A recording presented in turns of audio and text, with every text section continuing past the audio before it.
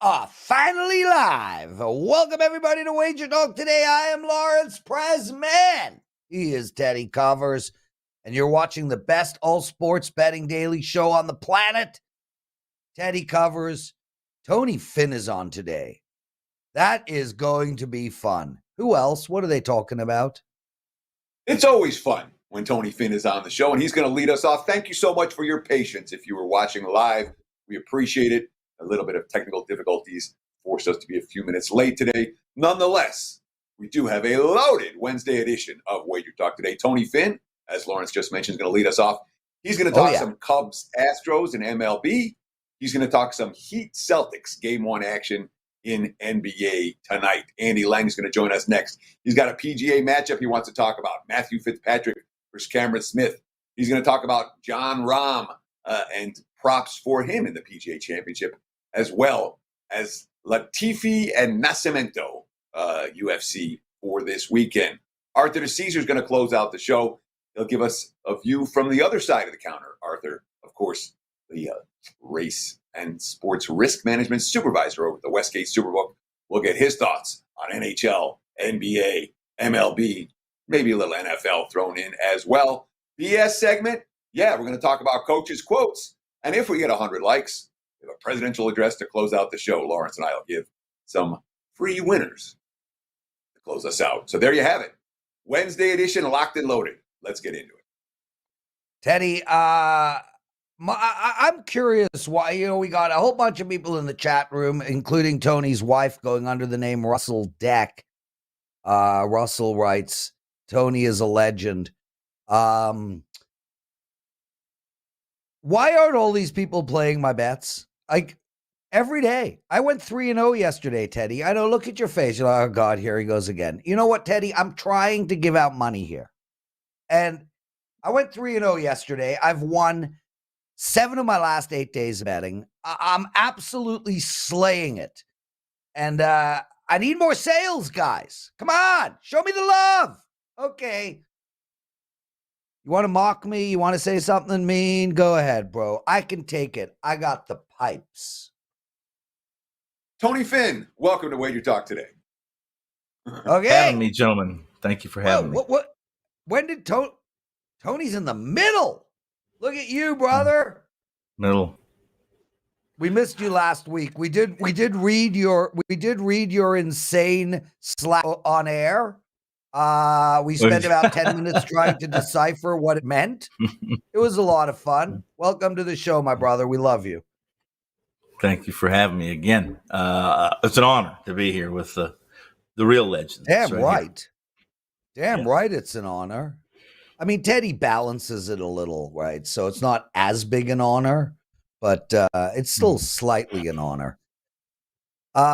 Tony Finn, let's get straight into it, my brother. Let's start. You know what? Let's reverse order. Let's start with the Celtics and the Heat. NBA game tonight, semifinals or championship, conference finals, whatever they want to call it. -8 for the Celtics, 210.5 is the total. How do you bet this game? Well, I think if you have any of the same feelings and the same beliefs that I do, then you've played Boston to sweep the series 4-0, which many think is incredibly insane because Miami has traditionally plays everything close, and it's a team that was the number 1 seed last year in the finals, right? Last time in the finals. Now they're the 8th seed. And in the finals, the conference finals, I don't think Miami can defend Tatum. They don't do anything sick, Prez, defensively. Their fundamentals are fundamentals. They don't bracket. They don't really sag. They don't blitz. They play fundamental basketball. And I think as long as Boston's focused and they don't mess around like they seem to do when they play Miami, or they seem to do when they play anybody, and they can win on the road. I still have this passionate belief that the Celtics will sweep the series 4-0, win the 2 games on the road, which has been kind of a Achilles or a hiccup for them this season. So The glaring matchups are really the coaches here, in my opinion, Lawrence, and that is you got a Hall of Famer that has done miracles with a team that's been injured, sickly, old, ran out of Geritol against a Joe Mazzulla that I think's made a few mistakes already in this postseason, and hopefully, because of where I'm positioned, he won't again, at least not till next year. So let me ask you this. When Sure. you talk about here in the postseason, we've seen the Boston Celtics show some vulnerability at home. They lost a potential clinching game against Atlanta at home as 14-point favorites. They lost game one against Philadelphia at home as 10.5-point favorites. They lost a potential clincher against Philadelphia at home. Not a potential clincher, sorry, but the in theory key matchup in that ballgame, the game 5 at home, -8 favorites. All straight up losses for the Celtics. Does any of that concern you here, or is this just a different matchup against a different team? And that track record for Boston losing playoff games at home isn't something we need to worry about here in the conference finals. It's always a concern, Teddy, as you well know. There's little concerns, little fires everywhere in our business, and if you're multitask and be patient and keep your eye on the ball, those little fires typically either get put out or you walk away from them. In this situation, Boston seems to be better when they're a large favorite as opposed to a game that's going to be competitive. And in that competitive game, they get a significant lead or a lead by margin. They've had issues, as you just mentioned, staying focused for 48 minutes. This is a team that they have fought tooth and nail, good, bad, whether Miami is good or bad. And this is a game I fret less about what you just outlined. Tony Finn joining us, everyone. You can find him at WagerTalk.com. One of the best, one of the coolest, and a man that has kept his hair. Tony, Cubs are playing the Astros tonight. This is a later game, 8:10 p.m. Eastern. Houston is -170. JP France against Drew Smiley. How do we bet this game? Well, I think I'm not even going to – I like the Astros here for a couple of reasons. One, Smiley, as good as he's been, Lawrence, there's some negative aggression just waiting to happen. And if there's a team that's going to help that regression present itself, it's Houston against left-handed pitching. Definitely the side of the rubber that they choose. If they were able to choose every game, they would choose left-handed pitching. Just simply, it's not just this year in early April or mid-May. It was this way a season ago too when they won the championship. They kind of started slow too, but the way you play this game is over. Not only is Smiley due for some regression, the young kid pitching for Houston has been pretty fortunate. He's been very fortunate, but he has command issues. He's had the right umpires in his 2 starts, and tonight he doesn't have the right umpire. Tonight we have an umpire who's really, very stingy at calling strikes. Both of these guys get in any kind of trouble, or they're pitching from the stretch with speed on the bases, any kind of traffic on the bases. I think you're going to see a lot of runs. I like the over 8.5 here in this game. That's the way I would bet this game. Cubs and Astros over 8.5. Chicago has cashed 7 straight overs, including the first 2 in this series. Tony Finn says, expect that trend to continue on Wednesday night. Mr. Finn, what do you have going over at WagerTalk.com? Promote yourself, my friend.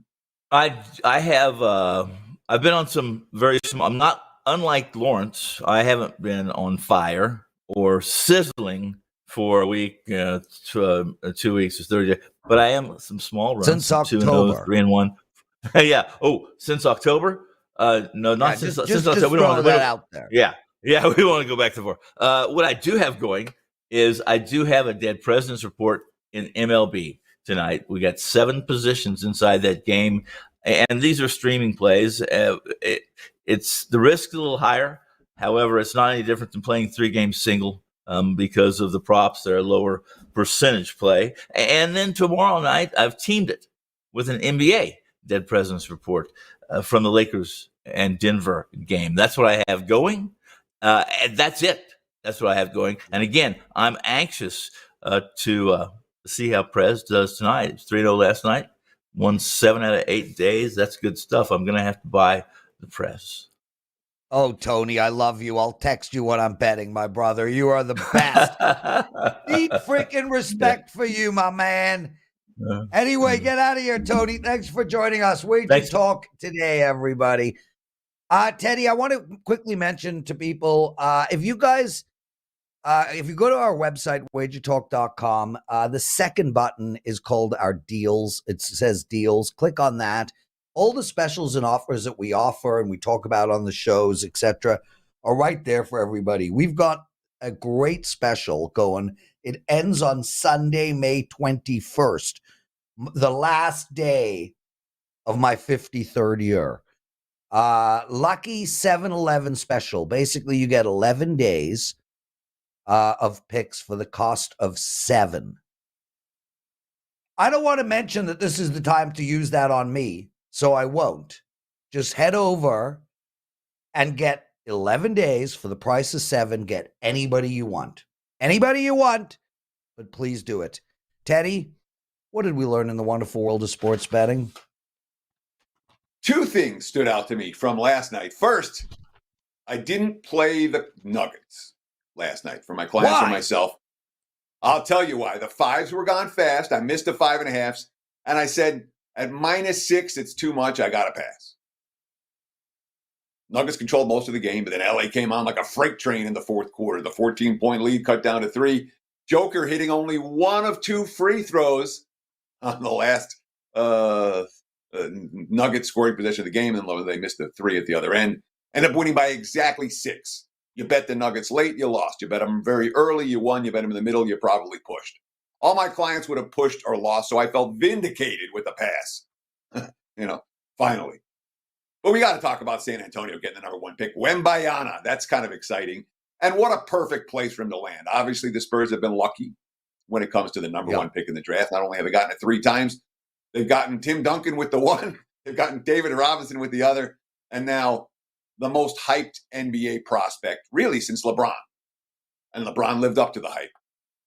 We'll see if Wembayana does. That being said, what do we do with San Antonio right now? Okay, they've got some pieces, some young pieces, Keldon Johnson, Jeremy Sochan, Devin Vassell. They still have some issues in the backcourt. They're not going to be terrible for forever. They have max cap space. They have 5 incoming first-round picks from other teams over the next couple of years. There's no juggernauts in the West. That said, the Spurs aren't winning the title next year. This isn't going to be a Duncan scenario. Win total, perhaps. If you want to bet it over, I'd bet it early. And again, there's no urgency for San Antonio to win next year. Pops is around for the long haul. The team only has Keldon Johnson signed beyond next year. They can completely rake the roster however they want. One of the things we love in the NBA is the anonymous teams, especially the anonymous teams that get off to bad starts, like the Orlando Magic this year.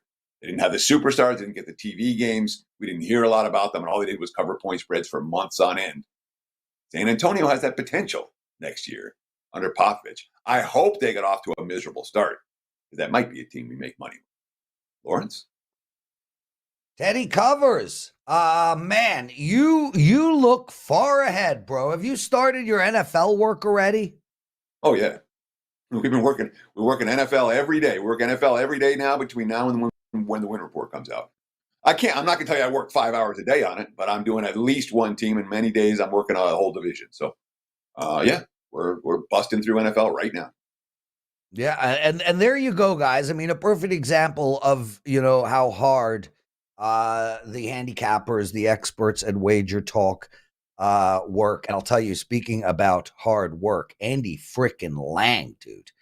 I mean, this guy works on everything, including himself. What up, baby blue? How's it going? By the way, you and Teddy determine what I wear on these shows. You always comment on my shirt. I wait to see what you guys are wearing, and then I pick something different. So like I don't want to match any of you guys.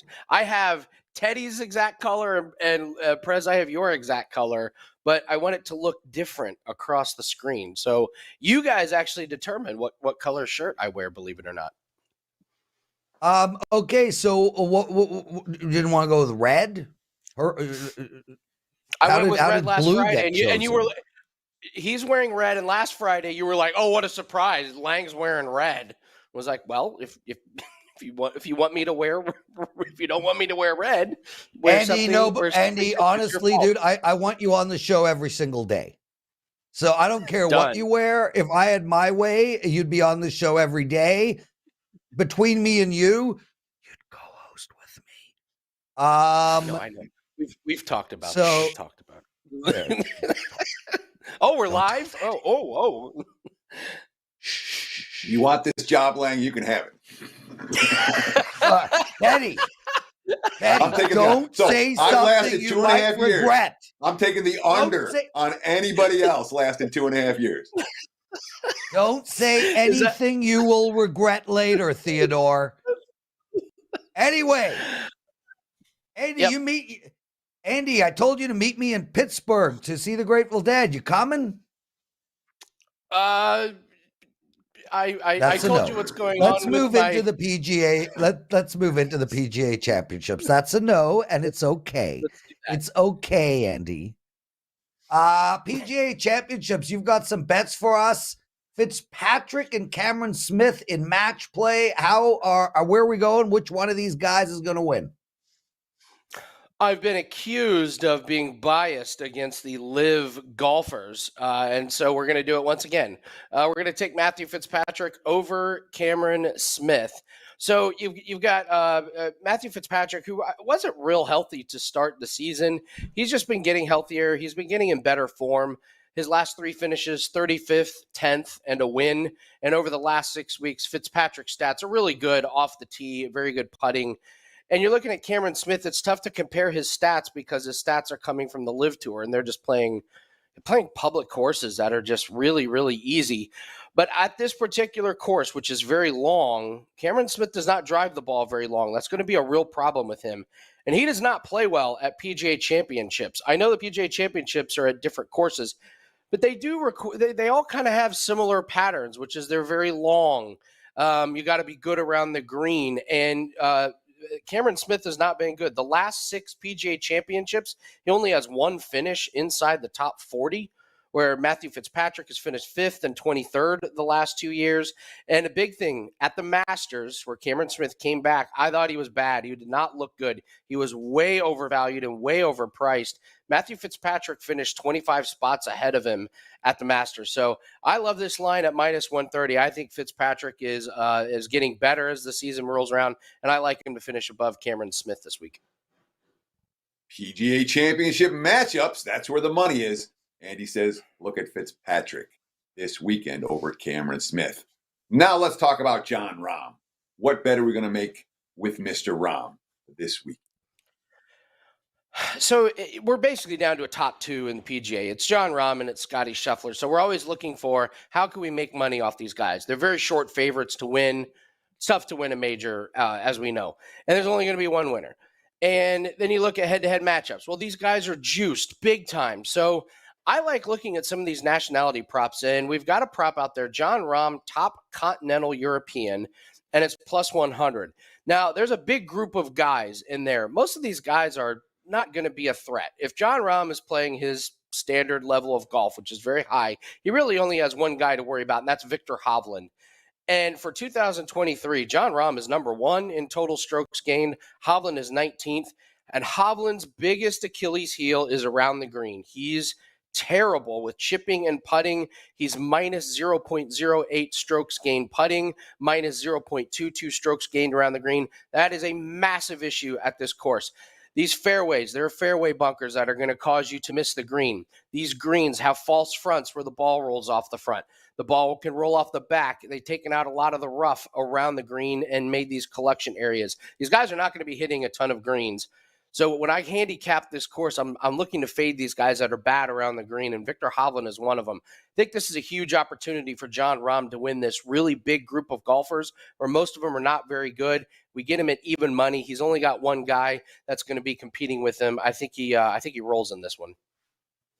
Andy Lang, everybody, outstanding stuff. It starts tomorrow. And I think, we had Nick Borman on yesterday as well talking PGA. Andy, you got a bet for us on a fight. Latifi versus Nascimento. Thank you. Nascimento. Talk to Nascimento. Yeah. Bummer news, Prez. I don't know if you saw this. They actually canceled the Formula One race this weekend. They had too much rain and flooding. So real bummer that there's not going to be a Formula One race. But we do have UFC. We got a 5% play up for that. And I had to talk about this fight because it's pretty funny. Let's take Latifi versus Nascimento. We'll go the distance. So here, these are just two big heavyweights that I don't think really have the finishing power. Latifi's last fight, he gets done with his fight, and in the ring, he announces that he failed to mention to the UFC and to his own coaching staff that he had a staph infection in his leg, which is against the rules. So he gets suspended. He also happens to drop a line about, I think I'm retiring, but they bring him back for one more fight after his suspension. His last 3 fights have gone the distance. Now he's fighting Nascimento. Nascimento's 9-1. All 9 wins come by finish. However, Teddy, on his last fight, busted for steroids. So he gets suspended. He comes back, and what do you know? No knockout power. His fight goes to a split decision. So you've got a guy that's talking about retirement, who's coming off of a staph infection, versus a guy who's not fighting with steroids when he's used to fighting with steroids. He can't get the finish when he's off of the steroids. I think these are just two big lumbering guys that are going to lean against the fence. Fight's probably going to be pretty boring, but it will go the distance. Just a quick follow here, Andy. Oh, go ahead, Teddy. When it comes to, because this is interesting to me. When you have 2 old fat guys, don't you want to bet under? Aren't they going to isn't that a scenario where, all right, one guy's going to retire. If he gets punched, he's going to quit. If anyone falls down, fight's going to be over. I mean, in general, my thought process for the old guys is I don't want overs. You're telling me I'm wrong, that this is not the case for this fight. Yeah, the old guys get tired real quick, so they lose the ability to finish the other guy.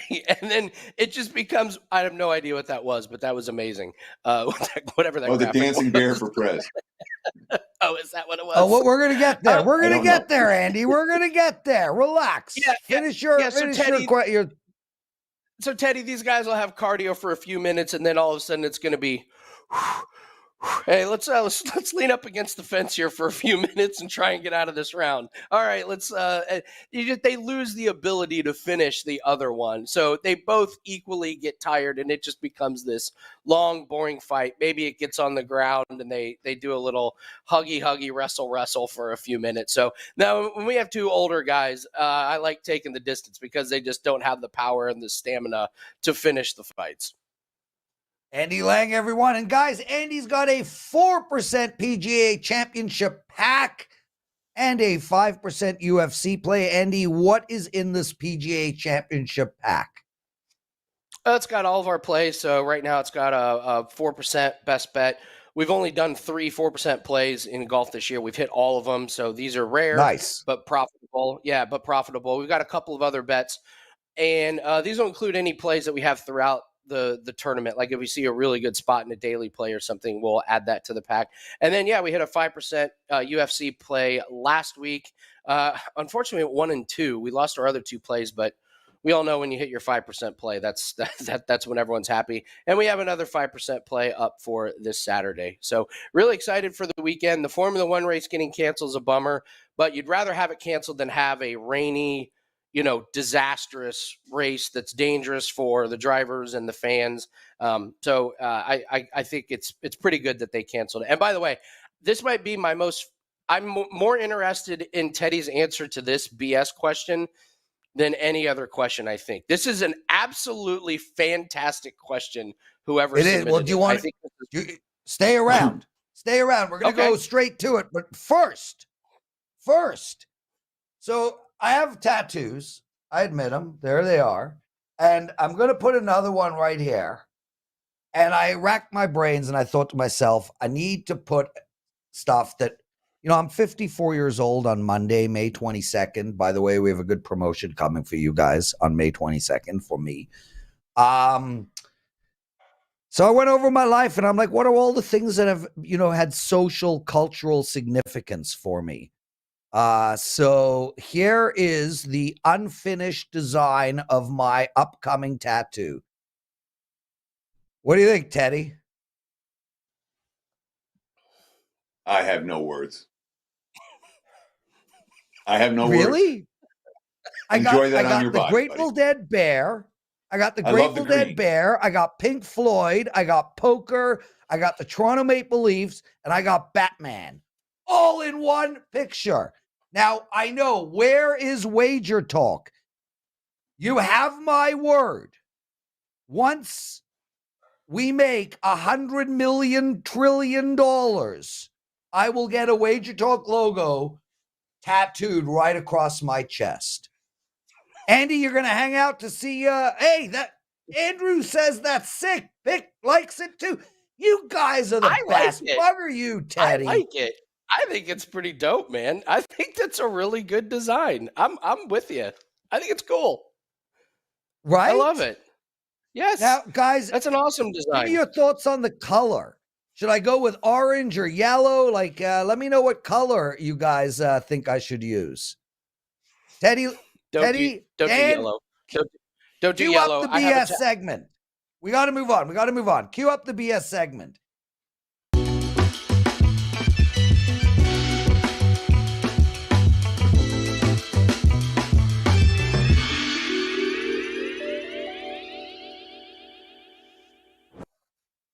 All right. Now that the smoky music has passed us by, we're going to go to a question asked by Koom Tham, who, by the way, Teddy, I know you don't spend time in the chat room, is truly one of the best dudes around.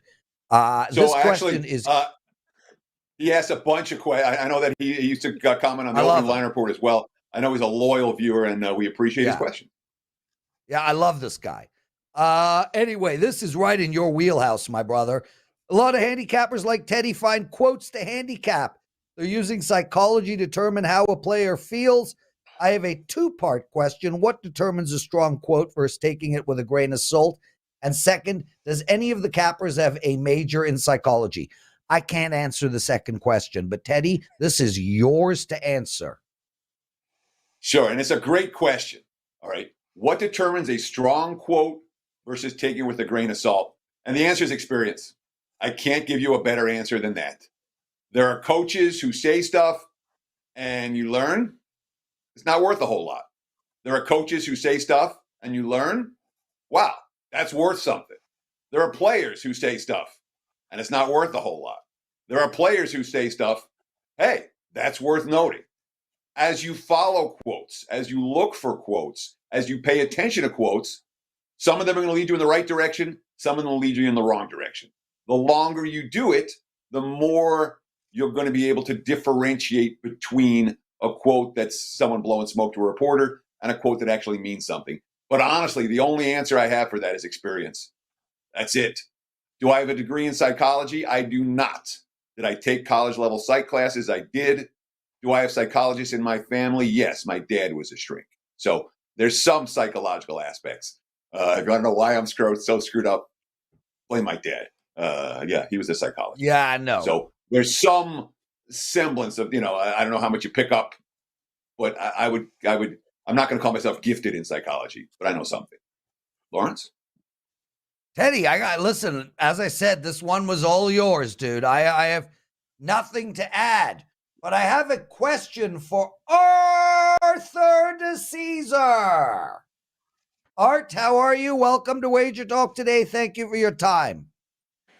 What's up, boys? Good morning. Pleasure to be here as always. Prez, that's a wild tattoo.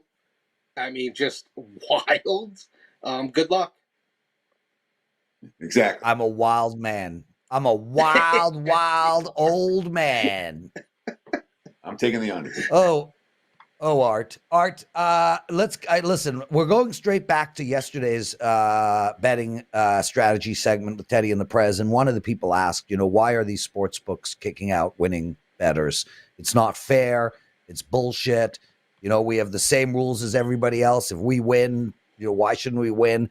Another guy last night in the comment section wrote, the most ridiculous thing. Why would they kick us out?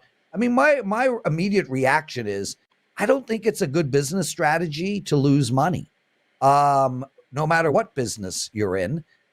But my question to you is, where's the Westgate stand on this kind of stuff? And what are your thoughts conceptually? So I actually did watch the show yesterday. I saw Sherapan's answer. I thought it was a wonderful answer. Teddy gave us a little props, too, at the Westgate, which I loved. And he's right. There are places like us and Circa and other places that we run sports books. We're in the business of taking bets. I've heard that in my 2 years at the Westgate from my higher-ups like Ed Salmons and Jeff Sherman and John Murray and Jay Cornegay. We're in the business of taking bets. That's what we're there for. I think sharp players and players who win are good for us. It allows us to shape our markets and allows us to take bets on the other side and to win on those sides. We don't want to lose that information. So for us, having those bettors is a good thing. I can only speak for what we do at the Westgate. It is a good thing for us to have those. Now, as just from a broad standpoint of is it good business, I'm with you, Prez. It's a weird thing, right? You are in the business as a business to make money. So how people want to run their sports books or their restaurants or whatever the business may be, I understand. Do what you got to do. I know for me, if I were kicked out of a sports book for winning, I wouldn't be happy about it either. So Yeah. I understand the customer's perspective too, because you got to remember, folks, yes, I do work behind the counter, but I'm also someone who puts bets down. So I understand all sides of it. That's why I'm so happy and so honored to work at a place like the Westgate, because we just don't do those type of things. So, Right. I mean, right now when we talk about books, sports books that you're going to find in multiple states that are using a more traditional Vegas model, where you're taking the sharp action, you're using that to set your lines to beat everybody else, as opposed to the European model, which is we're going to limit everybody as soon as they start to win. And there's basically from a global, I mean, that's the European model versus the Vegas model. And the U.S. is kind of deciding which model we're going to use, and right now we're using both. Can the books like the Westgate and the Circa compete long term? Can you guys last? Or 5 years from now, is you going to get sold out to somebody else, and it's going to be problematic for all bettors? What's your thought on whether you guys can survive? It's a great question, Teddy. No, it's a great question, and I think it's a question that we've actually had in our back rooms, and even talking about things like our splits, which we've just changed our baseball splits. There are things where sometimes you have to kind of get with the time, certain things. Maybe you can't offer the fairest, future hold percentage on every single thing that you offer. There are a lot of things that get talked about, but I know for us, as far as, the limiting of players or the banning players, man, I just, now this could change, but I just don't see that happening for us, because like I said, it's so important for us to take that information and use it. I mean, there are so few sharp players and players that we respect. Yeah. So we look at it like, if there's a couple of guys on the left-hand side, but there's thousands on the right-hand side, okay, we'll kind of almost work with the guys on the left-hand side, and we can work that way where, we could book against that action. It helps us so much. And I know for me, as a young guy who's now in risk, it's really helped me learn how to kind of book against action or take smart information and work with it. It's been valuable for me. Art, last question on this topic, and then Teddy's going to get some actionable info out. We're going to go all the way to 12:54 today because we did start 10 minutes late, so no worries. We also need 6 more likes for the daily presidential address.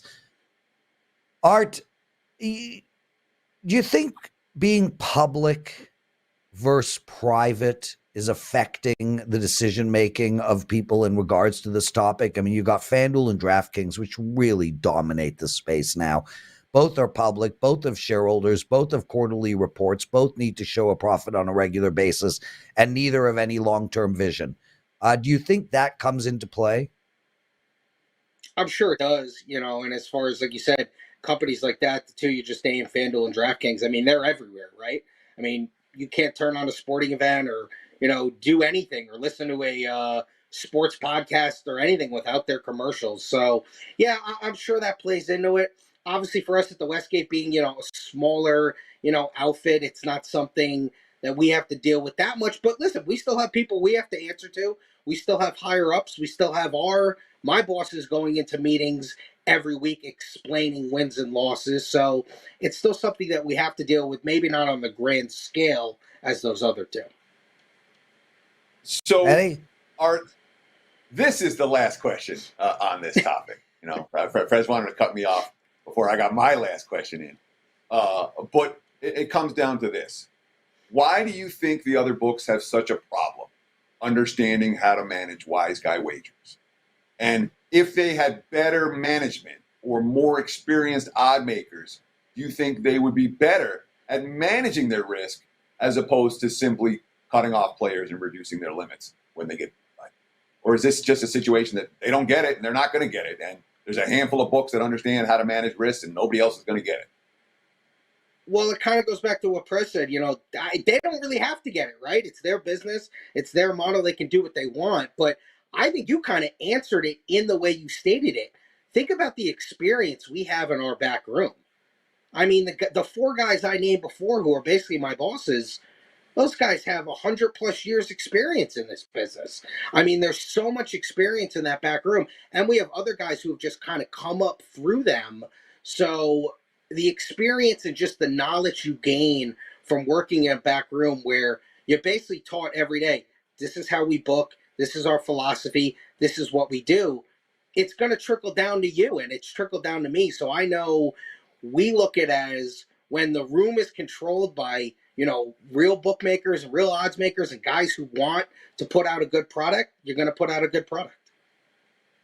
Well, we're promoting you as much as we can and giving you as much love as we can. We agree with your business model, and our viewers do as well. Now let's talk some actionable info for Wednesday and beyond. Start with last night. How'd you guys do? Did you get middled pretty bad in that Lakers-Nuggets game sidewise? Did you make out okay in that? What are you seeing for tonight? It feels like tonight's game's got a bit of sharp square divide. The pros like the favorite, the Joes like the dog. Are you getting that sense as well?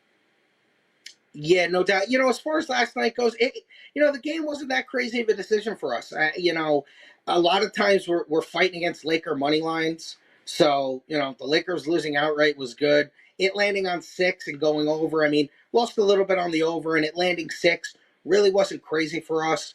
I'm with you. Tonight is interesting. We opened 8. We've seen 7.5. We've seen 8.5. We're now back to 8. I'm with you on that divide. Little bit of action on the over. It was 210, now 211. For us, the interesting thing is the series price. It was -$6. It's now -$5.50. We've seen more action as far as series goes, not on the price, but the exactas. People are going to want to take shots on the exactas. Celtics at 4, 5, or 6, or whatever that may be. And then also tonight, with a spread like this, you're going to see a lot of in-game. We're going to see a lot of in-game. Maybe people don't get involved right away. But after that first TV timeout or the first couple, 1 or 2 runs of the game, the end game is going to be very popular tonight. Art DiCesare joining us. Art, NHL, we got 2 series left. Tomorrow it begins. We've got Vegas and Dallas, which I am fascinated by. I mean, one of those things, and Teddy and I were talking about this a bit yesterday, too much data. Man, last night for an hour, I was like, Dallas is winning the series. I wrote it all out. I was all ready to go. Put it aside. Went and played hockey. Came back. Spent an hour on why Vegas will win the series. Wrote it all down. Then I thought to myself, you know what? I'm not making a series bet. The same exact problem with Florida.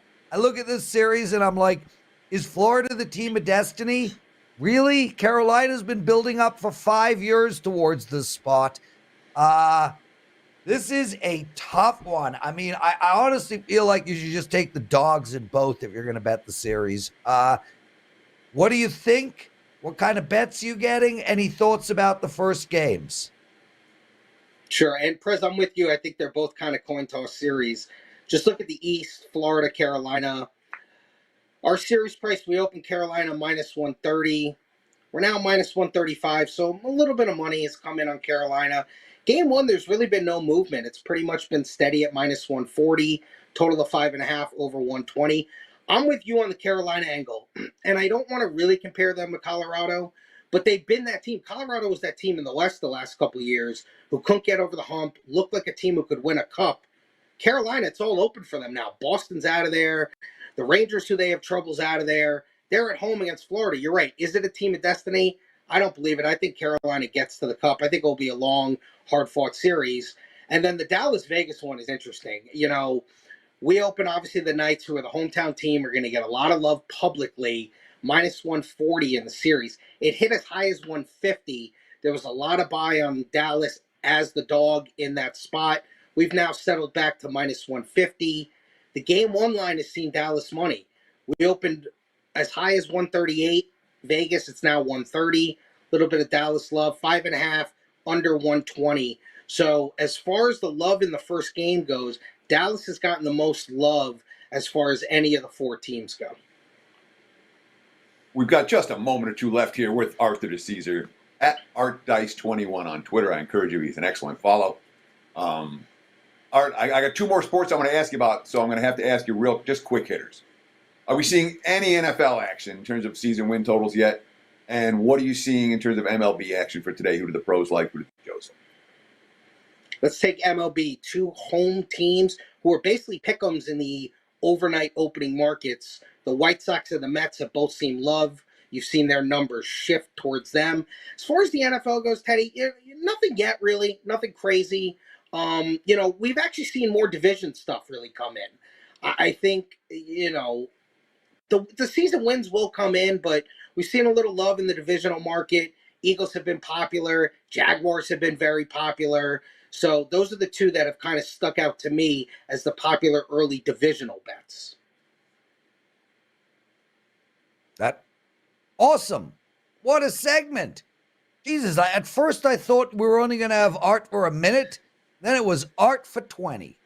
Art, what do you got to promote, my friend? The Westgate. Just come down, check us out. We got a lot of good stuff going on. Obviously Preakness weekend, NBA and NHL playoffs. Obviously with the Knights still in it, it's going to be very busy anytime their games are on. We offer in-game on all stuff as far as playoff goes, over the counter and at the app. If you need any help signing up for the app or getting sheets or anything you need, come down, ask for Arthur DiCesare, and I'll be happy to help you out with whatever you need. Oh, wonderful. Art DiCesare, everyone. You can follow him on Twitter at ArtDice21. One of the best. I mean, Teddy, we are lucky to have Art. Every Wednesday. Agreed. Yeah. And he brings it. Top brings three info segment every week. Yep. Top three segment every Thank week. you, Art. I mean, listen, you cannot be better than Tony Finn, so he automatically gets the number one spot. But Art's certainly top three, that's for sure. Teddy, it's time for the daily presidential address.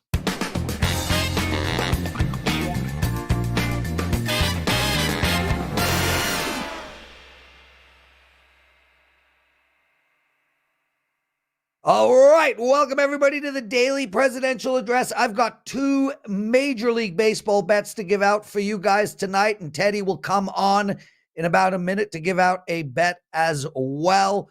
I want to make mention we have an incredible offer on the website. It's you get 11 days of all access plays for the price of 7.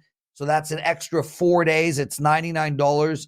You can find that package, that promotion on the deals button on the WagerTalk.com website. I suggest you use it to purchase me.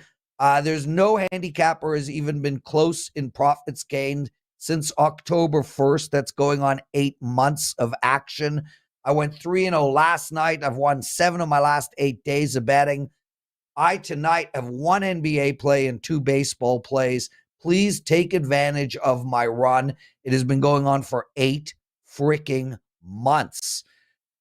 Now, before we get into our 3 bets, I want to show my tattoo again. I plan on getting a tattoo. That is what we call a dancing bear or a Jerry bear. It signifies my love and devotion for the Grateful Dead. I'm going on tour with them in a few days, next week, actually.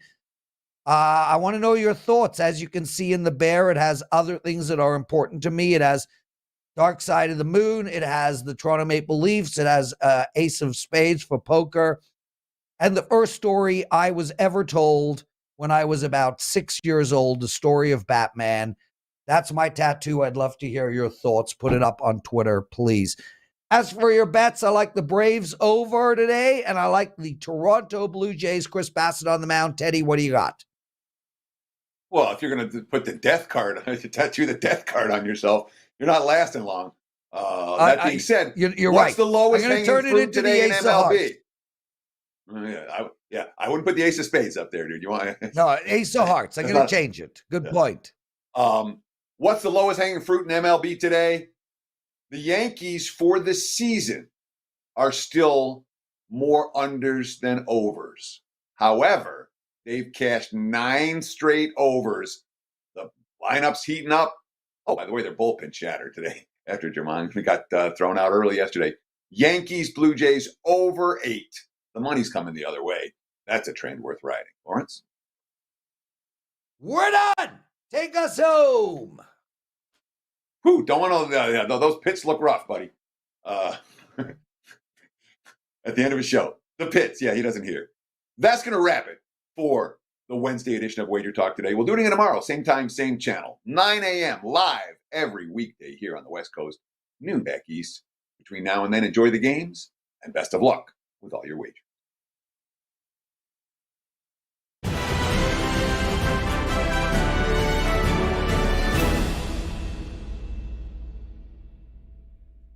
A 7-day all-access pass is a great way to get a week of your favorite WagerTalk handicapper selections for under $15 per day. An all-access pass includes all plays in all sports released from your favorite WagerTalk expert, including any top-rated 5% plays generally priced at $35. Well, we not only made the 7-day all-access better this week, but we made it 50% better. From now through Sunday, May 21st, you can head to your favorite handicappers page and get the 7-11 special, giving you 11 days of all-access service for the same $99 we normally charge you for 7. It's like getting a $59 3-day pass and a $39 1-day pass for free. So pick 1, pick 2, or pick all your favorite handicappers and get their all-access service for the next 11 days for only $9 per day per handicapper.